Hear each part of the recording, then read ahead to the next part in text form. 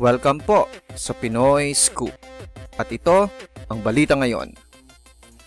Ang The Voice Kids coaches na sina Bamboo Manialak at Sara Geronimo ang itinanghal na Male at Female Performer of the Year sa Yahoo Celebrity 2014 Awards na idinaos sa Mall of Asia Arena noong Biyernes, July 18. Maagang nakatanggap ng birthday gift si Sara kung saan siya ay magiging 26 years old na nitong July 25.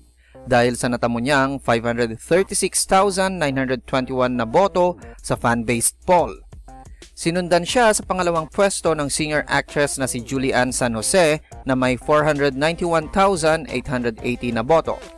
Samantalang si Bamboo naman ay nakatanggap ng 343,009 na boto na sinundan naman ng 232,355 na boto para kay Elmo Magalona.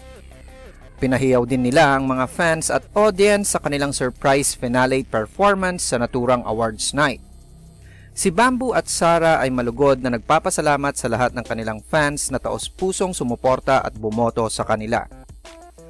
For more news, visit and subscribe to our YouTube channel at www.youtube.com/PinoyScoop.